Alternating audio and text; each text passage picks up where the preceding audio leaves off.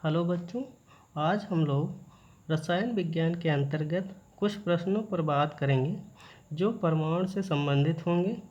और यहाँ पर अब सबसे पहले हम बात करते हैं कि परमाणु किसे कहते हैं।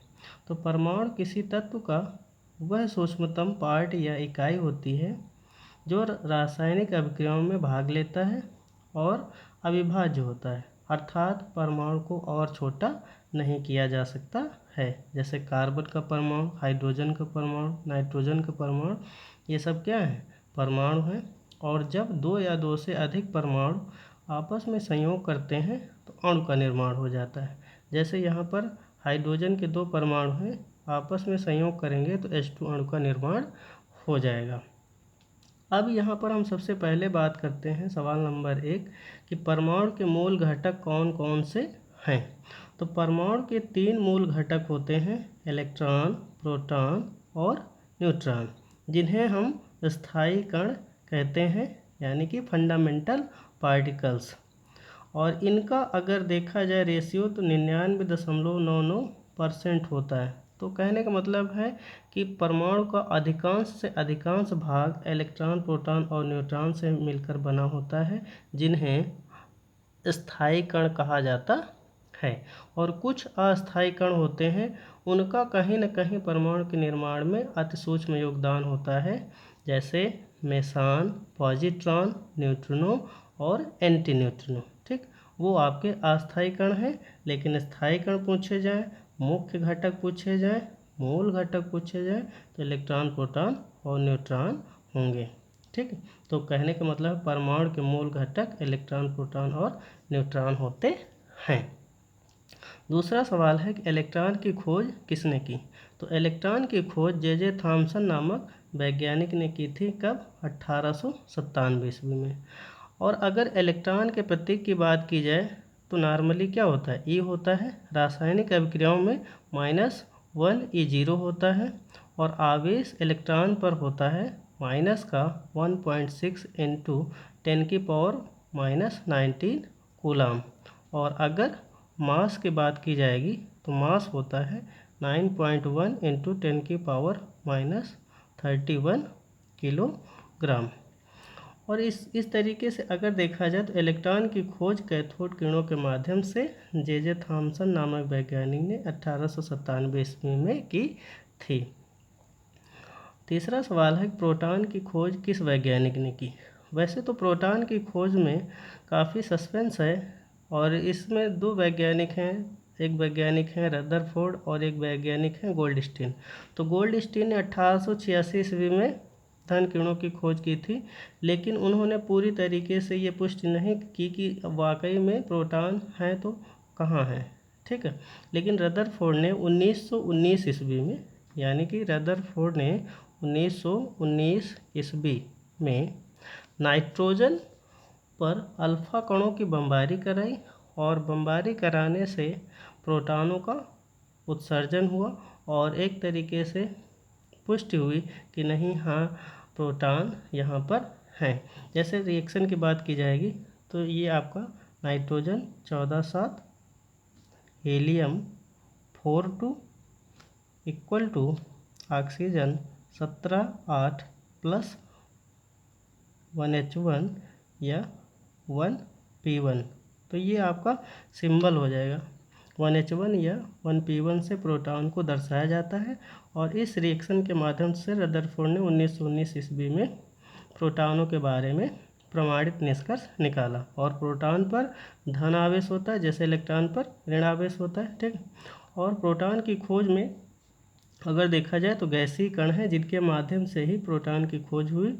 और प्रोटॉन पर आवेश प्लस का 1.6 × 10⁻⁻19 कूलाम होता है। और अगर द्रव्यमान की बात की जाएगी तो प्रोटॉन का द्रव्यमान होता है हाइड्रोजन परमाणु के द्रव्यमान के लगभग बराबर। और अगर इलेक्ट्रॉन के द्रव्यमान की बात की जाएगी तो वो होता है हाइड्रोजन परमाणु के द्रव्यमान के 1/1837वें भाग के बराबर। ठीक है, तो इस तरीके से ये हो जाएगा प्रोटॉन का डिटेल। चौथा क्वेश्चन है न्यूट्रॉन की खोज किसने की। तो न्यूट्रॉन की खोज जेम्स चैडविक नामक वैज्ञानिक हैं, जिन्होंने 1932 ईस्वी में की थी। और इन्होंने क्या किया था, बेरिलियम 94 पर अल्फ़ा कणों की बमबारी कराई। तो बेरिलियम 94 पर जब अल्फ़ा कणों की बमबारी कराई तो कार्बन 12 के साथ N10, तो ये आपका जो N10 है ये क्या है, न्यूट्रॉन है। और न्यूट्रॉन पर कोई आवेश नहीं होता है, अर्थात न्यूट्रॉन उदासीन होता है। और न्यूट्रॉन का भी जो द्रव्यमान है हाइड्रोजन परमाणु के द्रव्यमान के बराबर होता है। और इसको अगर दर्शाया किस सिंबल से जाता है तो N10 से न्यूट्रॉन को दर्शाया जाता है। तो न्यूट्रॉन की खोज जेम्स चैडविक नामक वैज्ञानिक ने 1932 ईस्वी में की थी। पांचवा सवाल है, परमाणु के नाभिक में कौन कौन से घटक पाए जाते हैं। तो ये आपको मान लिया जाए परमाणु है, तो बीच में आपका नाभिक धनावेशित और बाहर की जो भी आपकी एरिया है उसमें इलेक्ट्रॉन पाए जाते हैं। तो परमाणु के नाभिक में कौन कौन से घटक पाए जाते हैं, तो परमाणु के नाभिक में प्रोटॉन और न्यूट्रॉन पाए जाते हैं, यानी कि P+N। छठा सवाल है, परमाणु के नाभिक की खोज किसने की। तो परमाणु के नाभिक की खोज रदरफोर्ड नामक वैज्ञानिक ने की थी। सातवां सवाल है, द्रव्यमान संख्या किसे कहते हैं। तो द्रव्यमान संख्या को ए से दर्शाया जाता है और द्रव्यमान संख्या बराबर होता है प्रोटॉनों की संख्या प्लस न्यूट्रॉनों की संख्या का योग, यानी कि ए बराबर होता है Z+N। तो इस तरीके से अगर हम द्रव्यमान संख्या के बारे में बताएं तो ये बता सकते हैं कि जो नाभिक है तो नाभिक में प्रोटॉन होते हैं और न्यूट्रॉन होते हैं। तो प्रोटॉनों की संख्या प्लस न्यूट्रॉनों की संख्या को क्या बोला जाता है, द्रव्यमान संख्या बोला जाता है। ये P आपका प्रोटॉनों की संख्या, N क्या है, न्यूट्रॉनों की संख्या, दोनों का योग द्रव्यमान संख्या के बराबर होता है। और ये आपके परमाणु भार के भी बराबर होती है, परमाणु द्रव्यमान के भी बराबर होती है। अगर पूछा जाए परमाणु द्रव्यमान किसे कहते हैं तो P+N को ही बोला जाता है। आठवां सवाल है कि परमाणु क्रमांक किसे कहते हैं। तो किसी परमाणु के नाभिक में जो प्रोटॉनों की संख्या होती है, ठीक है, उसी को क्या बोला जाता है, परमाणु क्रमांक बोला जाता है। और परमाणु क्रमांक को Z से प्रदर्शित किया जाता है। तो Z बराबर हो जाता है P और P बराबर हो जाता है E, यानी कि परमाणु क्रमांक बराबर हो जाता है प्रोटॉनों की संख्या और प्रोटॉनों की संख्या बराबर हो जाता है इलेक्ट्रॉनों की संख्या। लेकिन ये जो इलेक्ट्रॉनों की संख्या है ये कहाँ पर आपको देखनी है, उदासीन परमाणु में। तो उदासीन अगर परमाणु में इलेक्ट्रॉनों की संख्या है यानी जितनी है वो प्रोटॉनों की संख्या के बराबर ही होती है। अब इसके बाद में क्वेश्चन नंबर 9, परमाणु में इलेक्ट्रॉन कहाँ पाए जाते हैं।